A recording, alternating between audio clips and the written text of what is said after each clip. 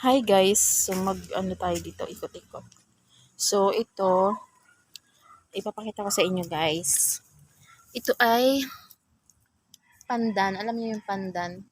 Yung nilalagay sa sinaing, tapos mabango siya guys. Bango niya. Tapos ito naman, akala ko nito ikmo. Alam niyo ba yung ikmo? Yung hinanganga ng mga matatanda. So, ayun, natanong ko kung ano to. Ito pala yung paminta.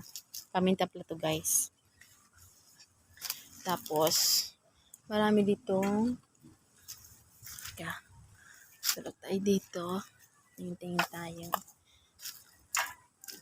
Tapos, ito naman guys is luya. Yan. Luya siya guys. Tapos, tingin pa tayo dito. Tapos, ito guys. Ayan. Meron ditong talong. Alam mo ba yung talong?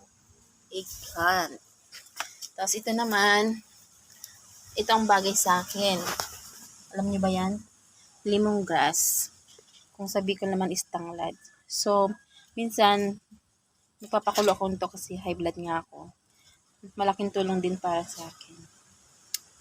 So, ayun. As ayan, mayroon dito, ano ba to? Parang lukban. Hindi ko lang sure kung lukban siya. Ayan. Tapos yan, meron pa dito mga talong. Tapos meron ditong ayan, may pichay doon, pero na-harvest na kasi. Tapos may mga sili. Ito palit pa lang siya. Kalamansi pala to. Kalamansi. Ayan o, yung bunga. Ayan, may bunga siya. Kunin natin.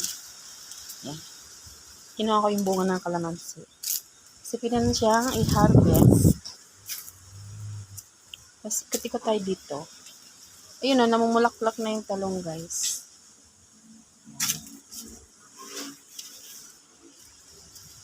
Tapos, ang sarap ng hangin, grabe. Tapos may mga saging dyan, no? Ayan.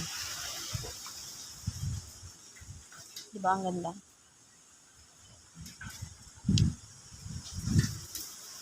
Sarap talaga pag nasa probinsya ka.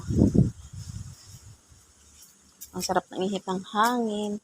Hindi mo na kailangan ng electric fan. Diba? Tapos ito naman guys. Ayan. Guava.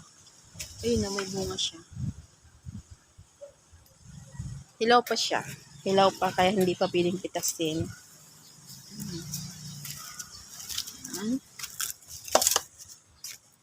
Tayo dito.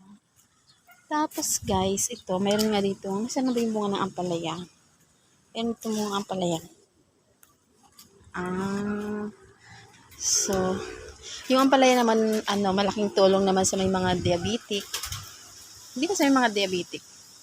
Sa mga bata, sipon.